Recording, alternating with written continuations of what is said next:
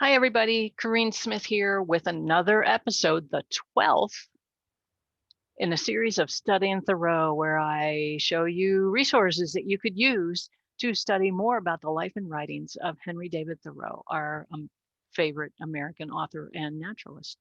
Today, I am recommending titles for an advanced resource library. It was the first episode where we went over the basic resource library. So now it's episode 12. I think we're ready for the advanced stuff.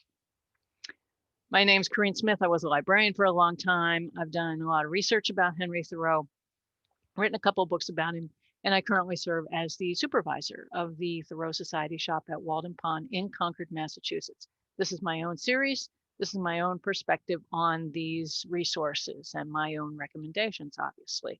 And of course, all of what I recommend are on bibliographies on travelswiththoreau.com, as well as a link below in the summary. And there you will find places to get these wonderful books. Most of them are out of print, so they're going to be used book dealer sites that you get sent to. So you've been reading Thoreau, haven't you? Yes. And you at least like him, or you appreciate him and his writings. And if you followed some of my previous recommendations, and then you've probably read Walden, you've read maybe a few of the others, you've read some essays, maybe some poems, some form of his journal for sure. And, what else? A quote book, maybe. A biography or two, you should. Okay. Maybe some of his travel books where people follow where he went, because of course we know he was not a hermit. Okay. Isn't there a lot out there? It's amazing how many things are out there about Thoreau. So now maybe you are ready for even more. Maybe it's time for you to dig deeper and in more specialized materials than the average reader would stumble upon. So maybe you are ready for this advanced resource library. Congratulations. So here we go.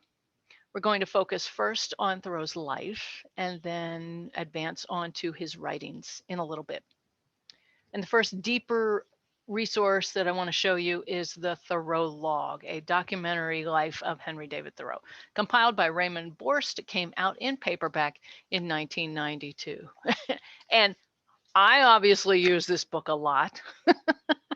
It stays on my coffee table book along with the 2-volume set from Dover of Thoreau's journals, because it's a ready reference, as we say in the library biz.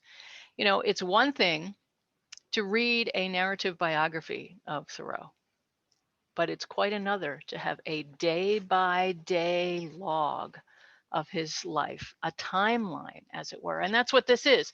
Borst goes day by day, year by year.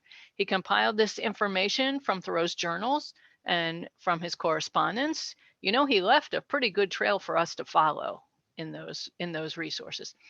But Borst goes beyond those sources to find out even more. What was happening elsewhere with Thoreau that that had to do with his life? You know, what were the other transcendentalists doing if it was relevant? You know, for example, I thought I would choose as an example to show you. Read the excerpt from August 9th, 1854. Know why? That's the day Walden was published. And famously, Thoreau wrote just succinctly in his journal, 1 or 2 lines, Wednesday to Boston, Walden published, elderberries, waxwork yellowing. And that was it for the day. Okay, so Borst for August 9th, 1854, also includes the title page of Walden with Sophia Thoreau's drawing of the Walden house. And the entry is over here. And the entry says, August 9th, goes to Ticknor and Fields for copies of his new book. Well, of course, that's why he went to Boston. He went to pick it up at the publisher, Ticknor and Fields. And then he copies the journal entry. And then says Alcott notes in his journal that Thoreau dines with him and gives him a copy of his newly published Walden. Cool. Henry didn't tell us that, but you can find out by looking in Alcott's journal. And then he also says that the Boston Daily Bee reviewed Walden, and he also says that the Boston Daily Evening Travel reviewed Walden. And in the day before and a couple of days after, Borst gives you, you can see that this is a list over here, a list of booksellers who bought the book and how many copies they bought and how much it cost them. This is cool. Even more information than you thought possible. So that's just one example. These are wonderful details, wonderful, and easy to find. And of course, Borst tells you what source he got everything out of. You know, if it's a journal entry, he tells you the volume and the page number. It's a ready reference. I love this because I think too often we approach Henry with what I call Thoreauvian blinders. And we focus only on what he said and what we know from what he said. When he didn't tell us everything, you know, and there was a whole community around him and a whole world beyond that. And so sometimes we need to be reminded that put it into the historical context, as they said. Okay, so yeah, it also talks about, you know, what other people were doing if it impacted him and affected him. And so the other transcendentalists are just as important. And I promise you, I will devote an episode to them and what you should read about them and by them, because I guarantee you, even if your focus is on Henry, eventually you're going to want to know about the Alcotts and the Emersons and Margaret Fuller and Ellery Channing and all the rest and what they were doing at the same time, that Henry was doing something. And here's something from their perspective and not just his.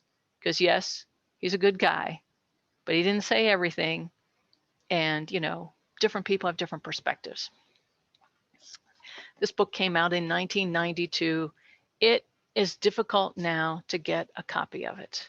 Because of this, Jeff Kramer and the Thoreau Institute at Walden Woods have created a digital daily log online for free.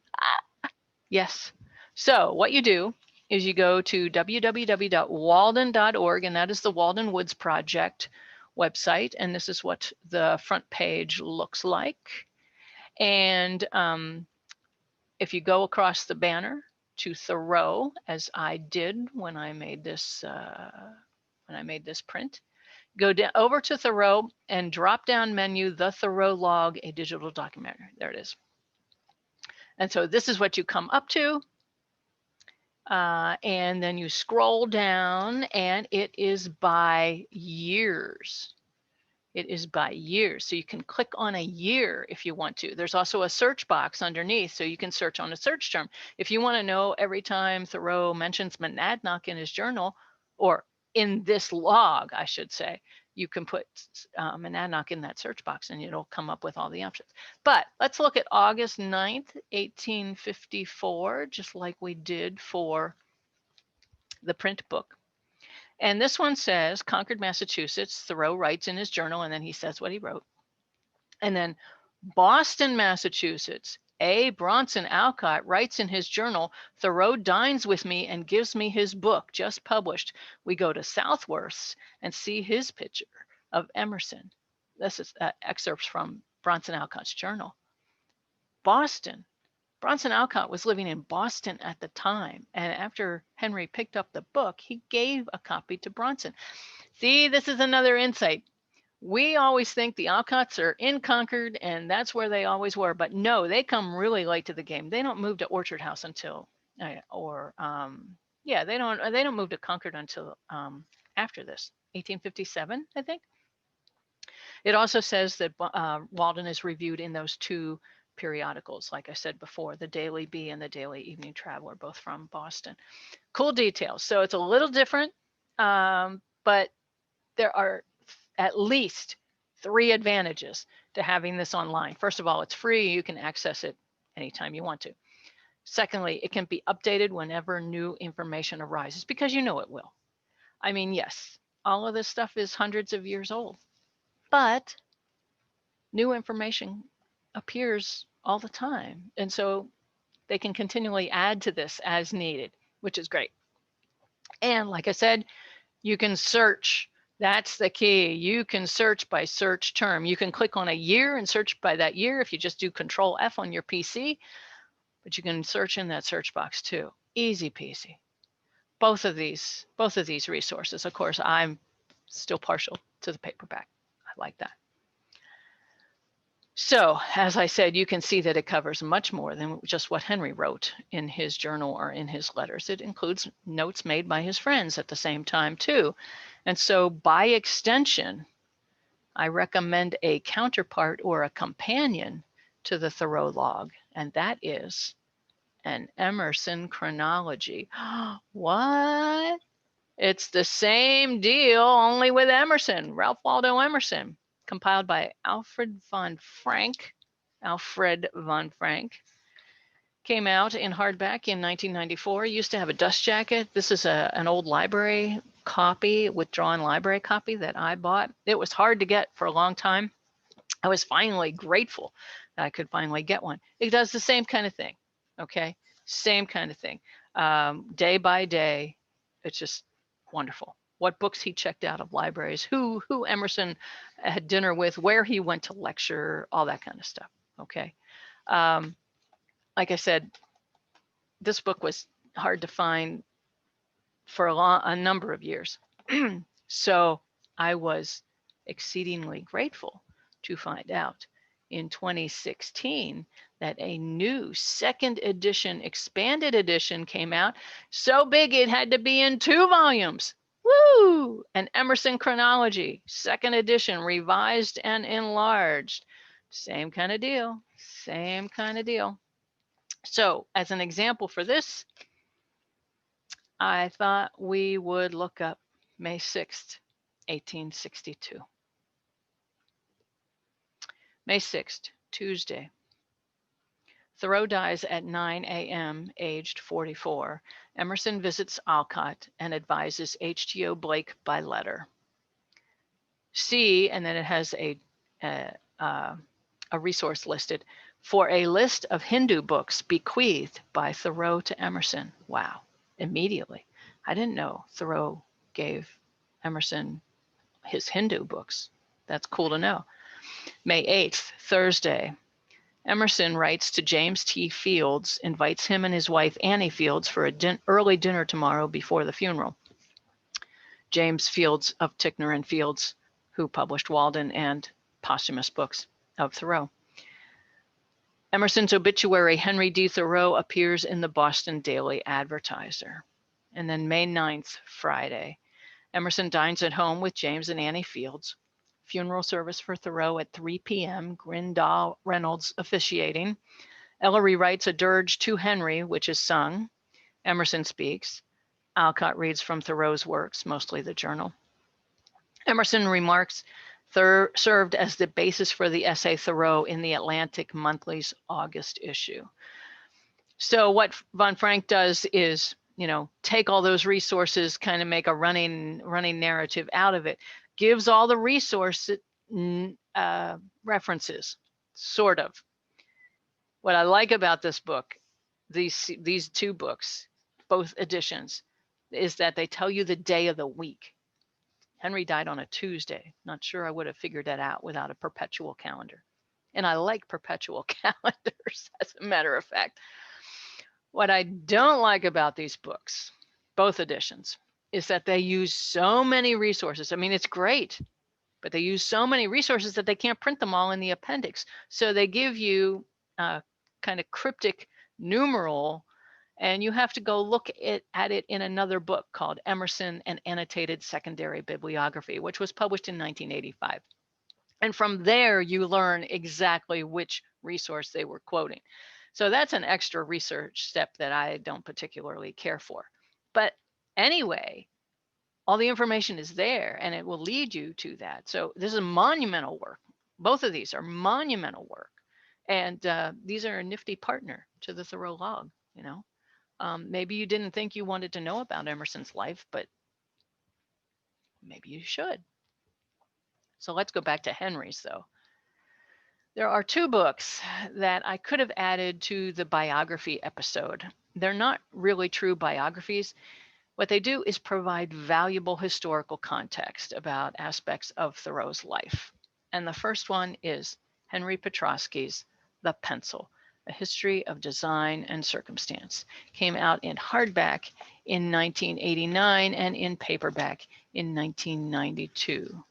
As you know, the Thoreau family had a pencil making business, and Henry had a lot to do with refining the process of their pencils and making them the best they could be. They won awards. So in this grand history of the pencil, Mr. Petrovsky devotes one whole chapter to an American pencil making family. And there's the Rouse drawing of Henry in his younger days. Okay, so it gives you insights into exactly what they did and how important they are into the whole history of this simple machine, so to speak. Okay, it's very cool, very cool. The second history I want to show you is To Set This World Right, the anti-slavery movement in Thoreau's Concord by Sandy Petrolinas, who is a professor at the Altoona campus of Penn State University. Really eye-opening about how involved the Thoreau family was in the anti-slavery movement, especially the women and all the rest of the women in Concord. Really eye-opening. And of course, it tells you Henry's role as well as Emerson's, such as it was. These are times that we can only imagine everything that these guys were dealing with, what they were going through. So thank you, Sandy. This was an untold story before she did it. This is great. And both of these books are just as revealing in about specific aspects of Henry's life as two biographies that I mentioned at the end of that other episode, Robert Thorson's The Boatman and Patrick Chura's Thoreau, the Land Surveyor. Okay, I recommended both of them because they, show you how Henry was committed to the rivers and what he did with his study of the rivers. And in Patrick Chura's with the surveying, how important that was. Now we've got the anti-slavery movement and the pencil making business. Now, all of these cool things, all of these cool sources. So what else do we want to know about the Thoreaus? What about their stuff? What did they leave behind for us to see? Other than Henry's writings, and other than, places where they lived that still exist. Okay, well, for their stuff, we have an observant eye, the Thoreau Collection at the Concord Museum, compiled by curator David Wood, a picture of one of Henry's snowshoes on the cover with his signature on it. Very cool. And then when you open it up and you see the frontispiece, which is another cool thing, his sister Sophia used to write poetry on leaves. This is a shagbark hickory leaf, and it still exists. Is that not the coolest? That is so cool. And so what David does is, he's curator, he knows this collection. And so they went through and they got, look at that, the jail door lock. Are you kidding me? It's all this kind of stuff. It's all Henry's rock collection box. One of the ones that he made himself. So it goes through the collection. It highlights specific, really cool things. And then at the end, whatever it didn't highlight specifically, it's got a partial inventory at the back. So this is marvelous. So many wonderful color photos. And it's almost like being at the museum yourself.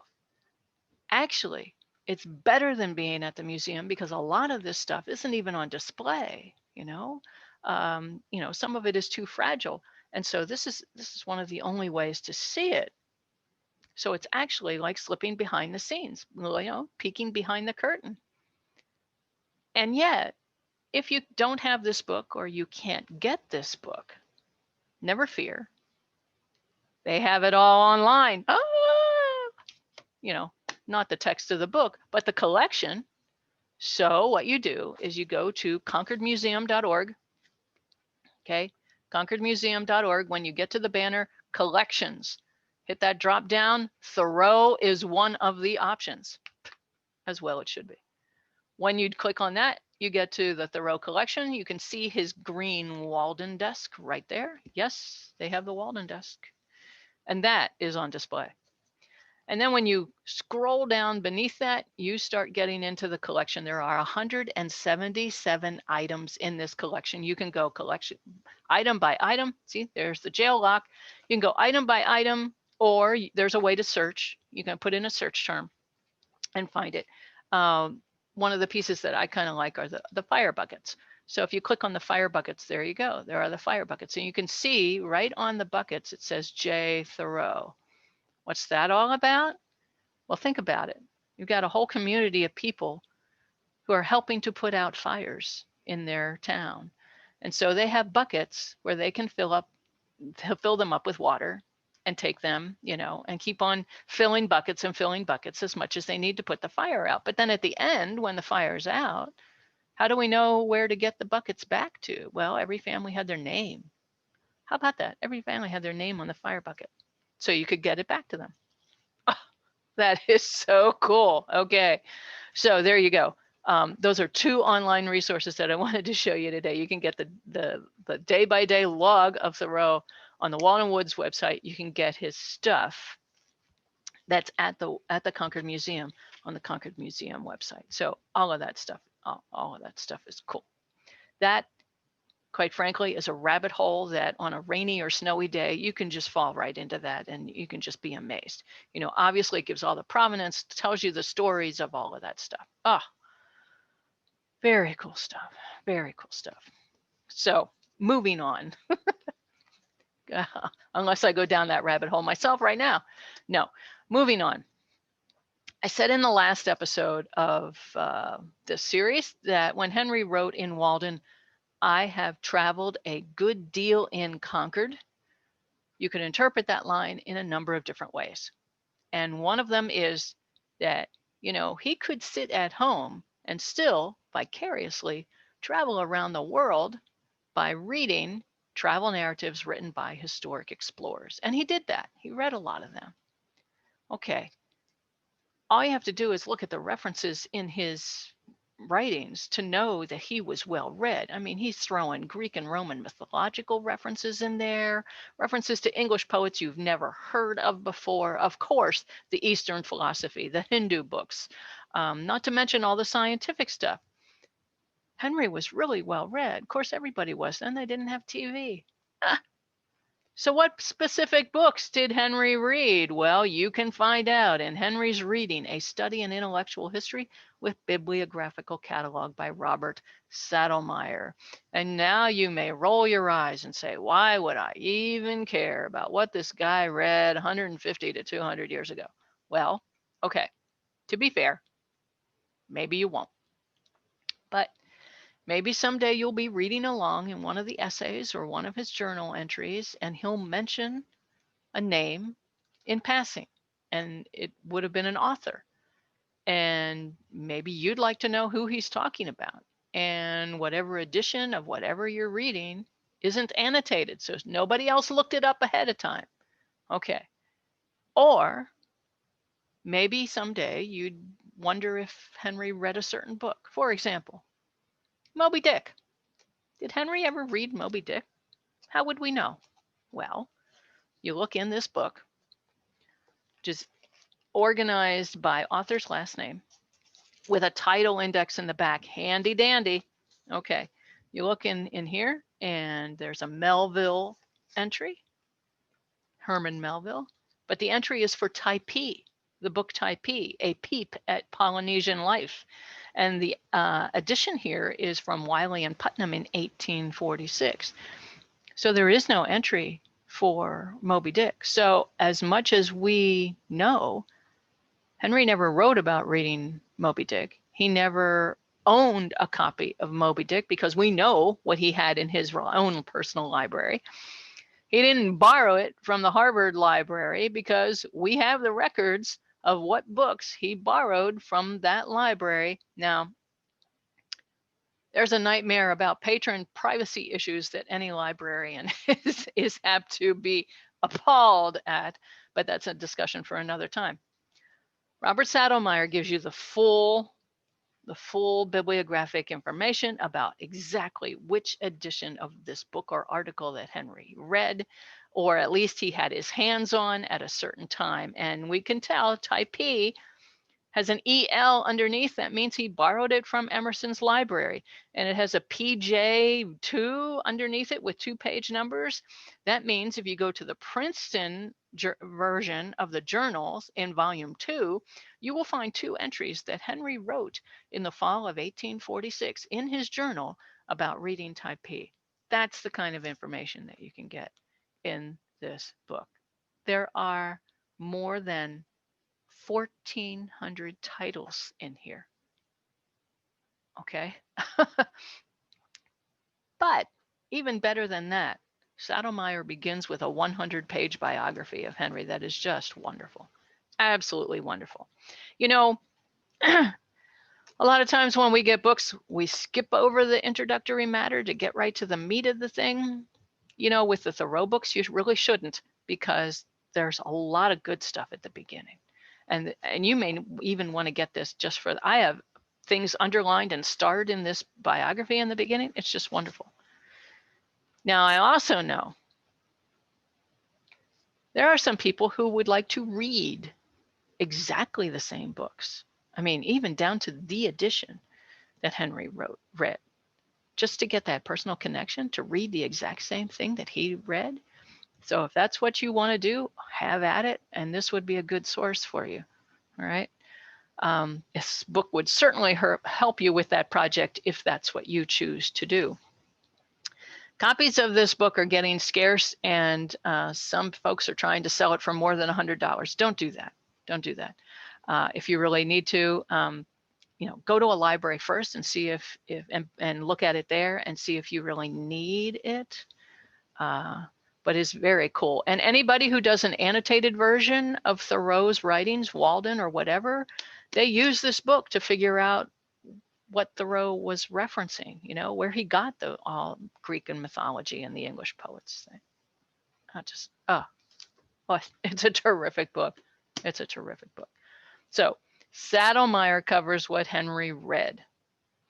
Let's go deeper into Thoreau's own writings and publications.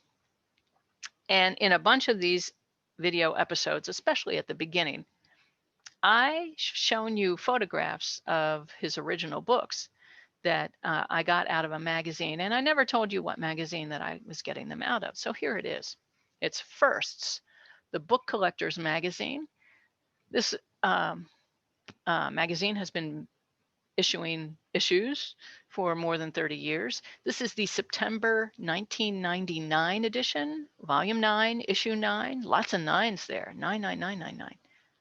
First, the Book Collectors Magazine. This is a special issue all about Thoreau. So obviously this targets people who are into collecting and are into old books. And again, you may say, why would I want to do that? I don't have the money to collect a first edition. Don't worry about that. This magazine goes beyond that, okay? It's still of interest. It's still a great resource.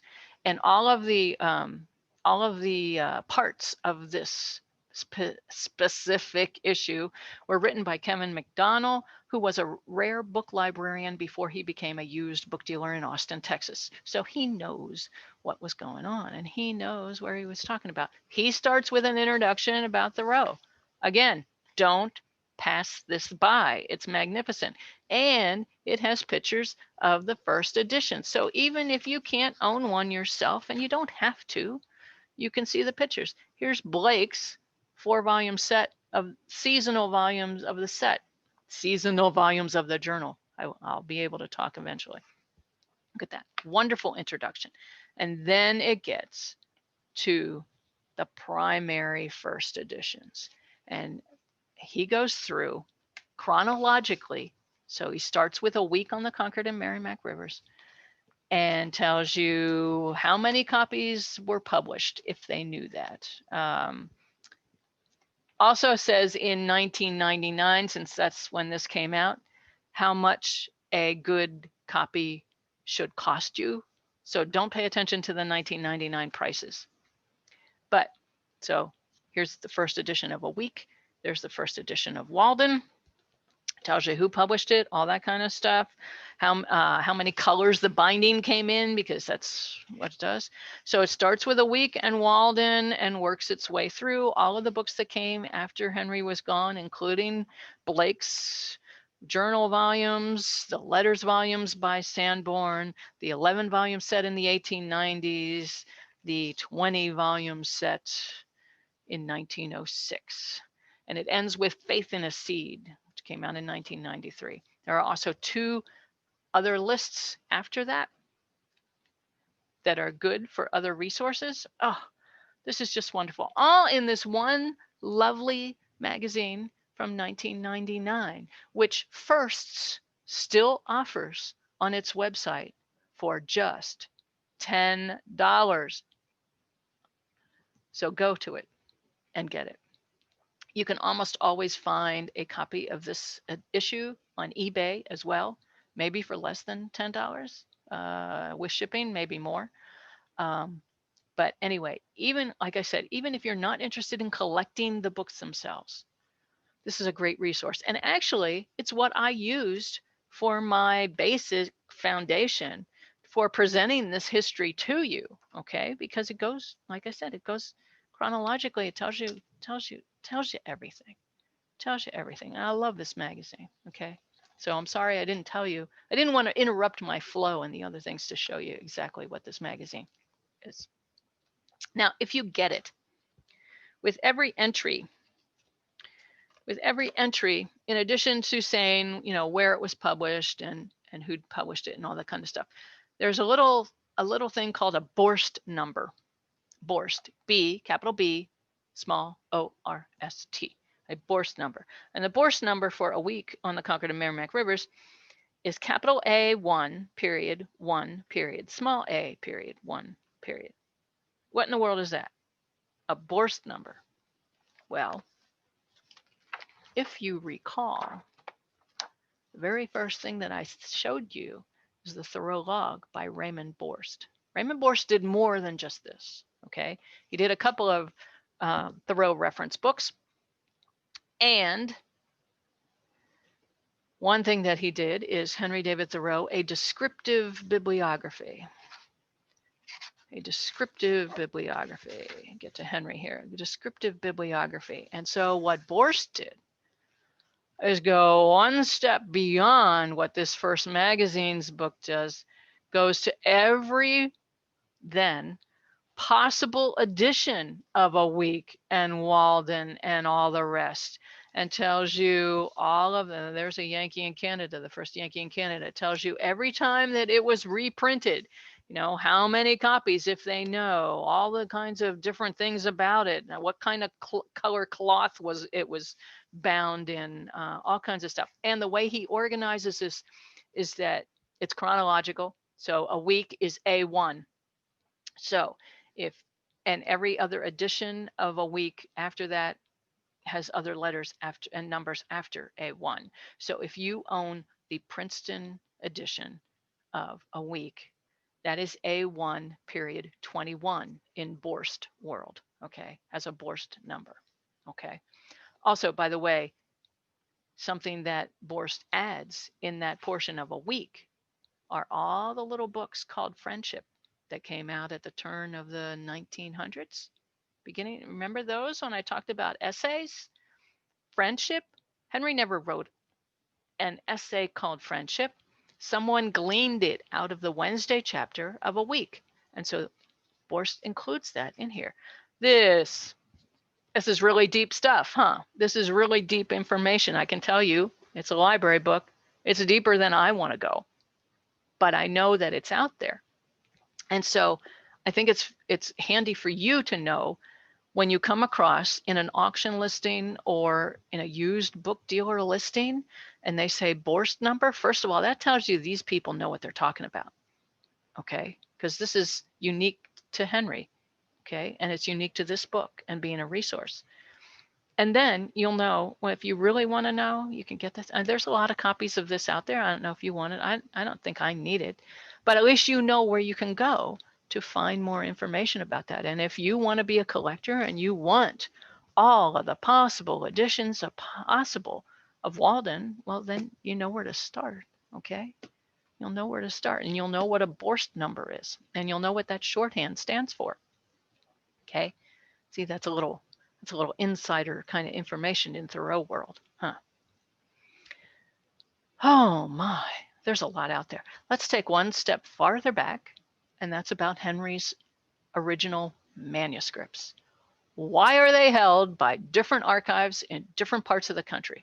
Well, first of all, go back to my video about the journals, the 2 videos about the journals, and I'll tell you why. But I got that story from the introduction to this book, and that's the Literary Manuscripts of Henry David Thoreau by Will Howarth. All right, came out in 1974. It's a hardback.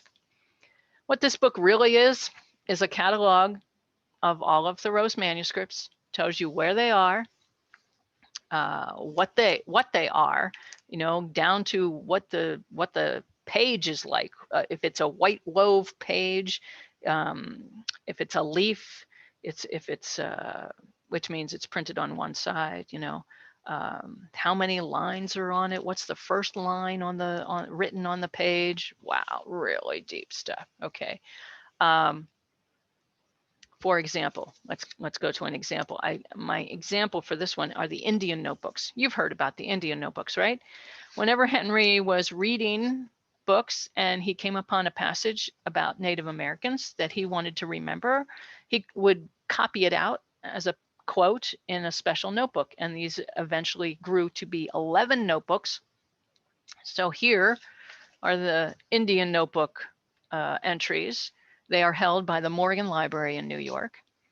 And so here's the first one. It was dated around 1849. There are 41 leaves of white wove. It tells you the dimensions, tells you that the first line is bug ate out of a table in Williamstown 73 years after the egg was laid. You know, Henry used that story somewhere else, huh? See, sometimes that's interesting, but the Indian notebooks are just quote books of what Thoreau wrote. Anyway, this book tells you where all of his manuscripts are. And so if you are a researcher, now this might not appeal to you, but if you are a researcher and you want to do the real thing and go to the primary source, here's the book. It tells you what archive all these things are in. Okay. And then what you do is you make an appointment with that archive and you go and you use it there. Or maybe they will sell you a copy of the actual document on microfilm. That's what happened to me when I was researching Thoreau's Journey West to Minnesota in 1861. The Minnesota notebook is held by the Huntington Library in California. And so I contacted them, and I think it was for $35. I bought the microfilm, the reel of microfilm that the Minnesota Journal is on. There's other things on there too, but I got the reel of that. And then I could go to my local library that has a microfilm reader. A lot of the bigger ones still do. And, you know, look at it, read it, copy it, print it out, scan it if it's got an electronic component, you know, that kind of thing. So Howarth's book shows you that direction. But again, one of the great parts of this is the 14-page introduction, where he tells you the history of why Thoreau's stuff is in different archives. And he goes through the different literary heirs from Sophia to H.G.O. Blake to E. Harlow Russell, and the dissemination from there to these guys with the big bucks, J.P. Morgan and Henry E. Huntington and other people. Yeah, and that's why they're in different places. So that's a great history to read, okay? That again, you may not need to know where Thoreau's manuscripts are, but it's nice to know that there is a resource like this out there in case you need it, okay? In case you need it. Now, early on in this series, I said I wasn't going to do interpretation.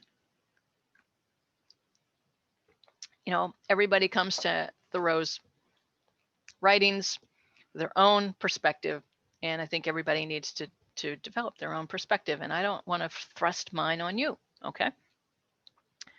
I'm not comfortable doing that. And I said I would just tell you where the writings are and where all these books are, and then you go do the interpretation yourself. But someone did ask me recently, and maybe it was Ed in Missouri. Ed, maybe it was you. Someone asked me, and said, it would be nice to know what books are well thought of in the Thoreauvian community along those lines. Okay, fair enough. So I'm going to show you 4 of them with a disclaimer up front. See, I don't read this stuff anymore. I just don't. 20 years ago, when I was grabbing at anything remotely having to do with Thoreau, I also started gathering books of this literary criticism and analysis, which we shorthand to lit crit. And I even read a few of them or parts of them. But eventually I stopped because by that time I knew what I thought of Thoreau and his writing. At first it was interesting to see what other people thought. And yes, I've got things underlined and starred, but and it's great to be validated and to agree with somebody on the page. But then when you start disagreeing, you start to get angry with somebody for saying something a certain way or having an interpretation, fair enough, they have their own interpretation, but I don't have to agree with it. Yeah. And I would start getting disappointed and angry. And so I just stopped reading everything like that. I just stopped. Boom. So that's my disclaimer. And a possible warning to you too. Sure, if you gather all this stuff, it may be wonderful to you to read this variety of interpretations and what all these other people are thinking. That's great. But maybe you too will reach a certain supersaturation point after you get to a certain amount of it. And you could reach a breaking point with all that analysis. So don't worry, you're not alone. And please do remember that as an adult undertaking self-study, you do not have to finish every book that you start reading. You just don't. You have the ability to close the cover, put the book away, and never pick it up again. You can sell it. You can give it away if it offends you that much. I've done that. I've done that. It's okay to do this. You have that right as a reader, right? You don't have to finish everything you start. And I don't know of any other author who commands this much emotion from people. I mean, oh, really? But Thoreau does. And remember, he believed in a higher law and that you know what's right for yourself inside. Okay, so follow that. You know what's right yourself. Be open to other opinions and, welcome them. But, you get to a certain point, you don't have to. Okay, stepping off soapbox now. Anyway, for the 4 books that are well thought of for Ed or whoever said they wanted to know, I guarantee you that I have read some of these, or I have read some parts of these. Okay, I guarantee that. First one is The Senses of Walden by Stanley Cavell, came out in 1972 in hardback, is now in an expanded edition that came out in paperback in 1992. What's the diff? Cavell added 2 Emerson essays to this. So there's Emerson essays in this that he wrote also. And it's a thin book, and it's an analysis of Walden. Only has 3 chapters, very basically called words, sentences, and portions. And he analyzes the writing and the metaphors and all that kind of stuff. Sounds simplistic, but it isn't, but it's not overwhelming either, okay? It's understandable. Here is an excerpt. The writer retired to his solitary pond to spend his molting season. Neither men nor nature told him when to go. When it was upon him, by accident, it began on a 4th of July. Hence he can say, I left the woods for as good a reason as I went there. Perhaps it seemed to me that I had several more lives to live and could not spare any more time for that one. Of course, this is a fair warning to those of his readers who will be attracted to his life, that they will not find it at his Walden, but must work out their own. And he is gently chiding those of his townsmen who have had their second birth and peculiar religious experience, and thereupon imagine that 2 are enough or something special. But his several more lives to live leaves his plans indefinite, and that is an essential fact about them. We should live quite laxly and undefined up in front. The words which express our faith and piety are not definite. What is definite, or what is to be defined, is that he spent it there, expended it, the whole of it. That was the point of the experiment, not to learn that life at Walden was marvelous, but to learn to leave it. It will make for more crises. One earns one's life in spending it. Only so does one save it. This is the riddle, or you may say the paradox, the book proposes. The Senses of Walden by Stanley Cavell. Okay, moving on. Another book about Walden, The Magic Circle of Walden by Charles R. Anderson. Anderson's take is that Walden should be considered to be a very long poem. How about that? And reading an excerpt of it,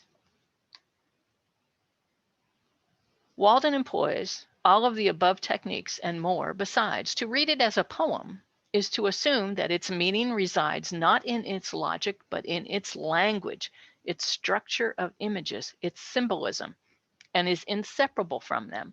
Exploring it in these terms, one finds that the social satire and the naturalist's observations are literary counters, just as autobiography is the author's effective mask. In this way, the reader can avoid being taken in by the pretended subjects, like the argument against railroads, and so discover the true poetic subjects, like the meaning of solitude.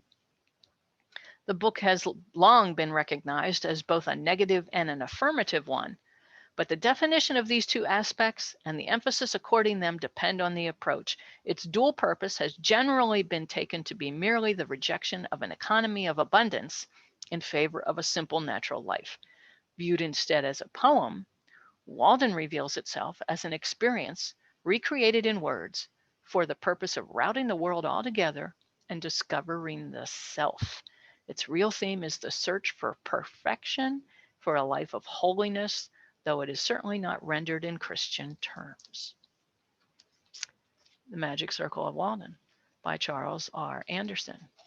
And here is it. Now, this is a used copy that I got. Obviously, the dust jacket didn't get good. But if you ever find it without the dust jacket, it's even prettier. It is even prettier. Look at this. Looks like wood. Look at that. With gilt. Mirroring the outline on the dust jacket. Oh, how do they come up with these things? Anyway, those are two analyses of Walden that are well thought of in the community. Now, I prefer the nature-oriented books myself. That's what I'm drawn to. That's what I've read more of, as opposed to philosophy or politics. You can find Thoreau books analysis of those different aspects of him too. And so here's two nature ones. And so there's one, No Man's Garden, Thoreau, and A New Vision for Civilization and Nature by Daniel B. Botkin. Focuses on the relationship between people and the natural world, using Thoreau as a lens or a conduit. And this excerpt is about a week.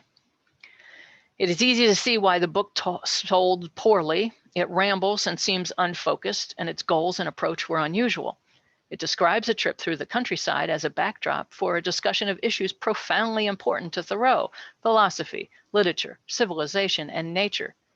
Travel books were a novelty at the time, and few went beyond superficial description. They were guides to the tangible.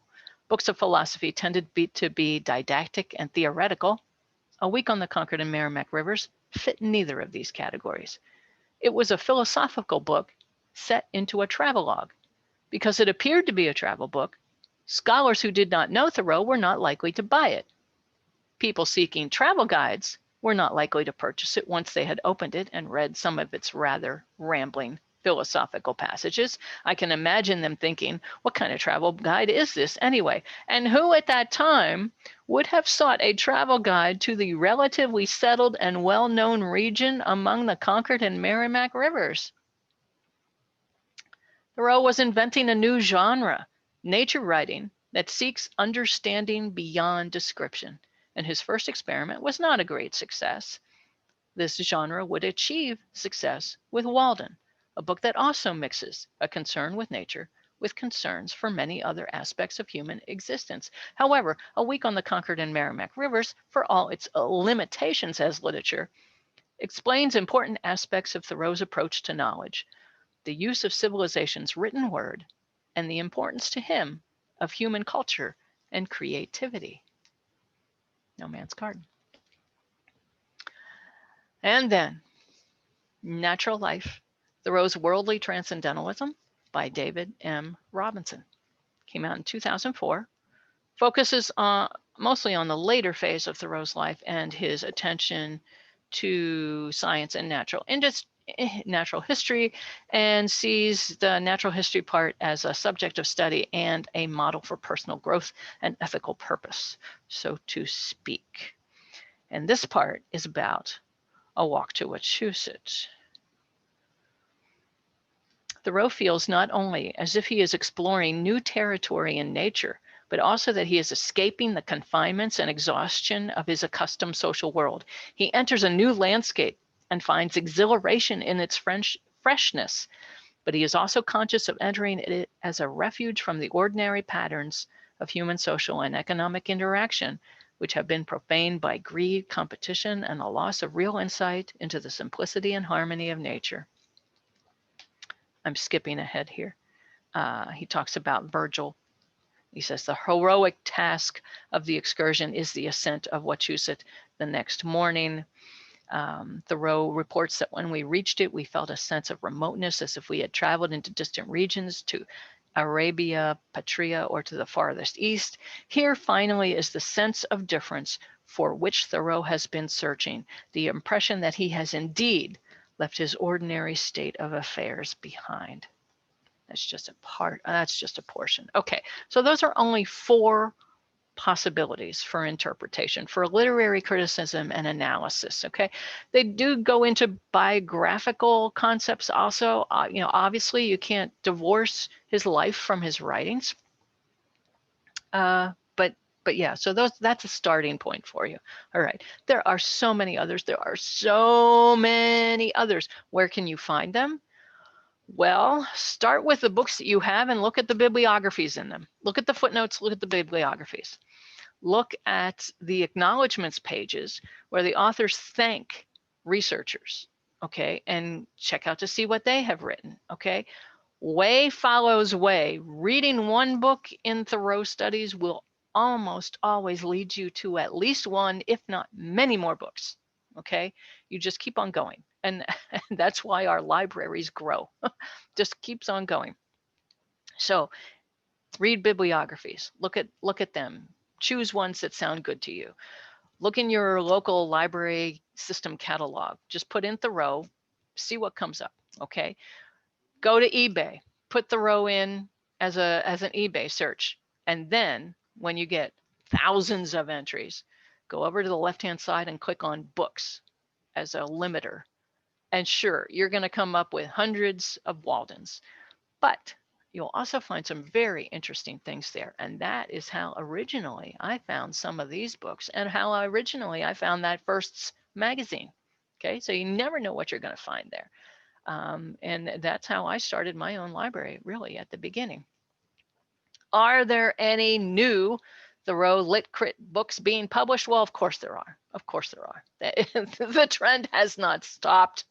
It slowed down a little bit, but it hasn't stopped. Many of them today are collections of essays because a lot of scholars and independent scholars and practitioners are more focused now. For example, I've been asked to submit chapters of some of those books about Thoreau's trip to Minnesota on occasion. Okay, so if you have a focus, then you can do that, and so that's okay for the reader. You can pick up one of those volumes and you can choose which one. Every chapter will be different, it'll be by a different person. You can do that if you're interested in, or you can borrow them from libraries and then you don't have to commit to reading the whole thing, okay. It depends on how far you really want to go. You choose in this study, you choose. Do you want to write your own? Go ahead, have at it, go right ahead. Will I read it? Not so sure, not so sure. Maybe not. But if you give a talk, either online or in person, I will take notes and I will listen intently. Okay, I really will. I promise you that. all of the books that I have mentioned here, most of them are out of print. And so a lot of the links that you're going to find on travelswiththoreau.com and on the bibliography link down below are going to be for used book dealers. Again, don't pay more than $100 for any of these books. If you have to do that, borrow it from a library first and make copies of the pages that you like. Okay. There are a lot of books out there. I hope that my comments have helped you refine what you think your approach to this study is going to be. You're going to grow your own library. Okay. Look at the bibliographies. Find more if you want to. It's an ongoing project for you. It can last as long as you want it to. But again, you have the reader's right. You can close it. You can put it away. Okay. Remember that. You could probably read a book a month and never be done with any of this. You could probably read a book every 2 weeks and never be done with this field. Okay. I'm not sure what our next episode will be. It may be fiction. Okay. Because we've done a lot so far, and it may very well be fiction. How has Henry been portrayed in fiction? And you may think, I don't want that. Well, you've probably already read fiction and not known it. Okay. That's my teaser for next time. Till then, in the meantime, subscribe to this channel if you want to do that. Ring the bell up there for, alerts of when new ones get printed, published, uploaded, whatever. You can do the thumbs up down below if this happened. Write a comment. I'll probably respond. I'll read it. I know that. I will read that. Okay. I won't read all of those books, but I'll read your comments. Okay. Happy reading. Happy growing your library. Thanks again for joining me. And I'm Corrine Smith. I'll see you next time.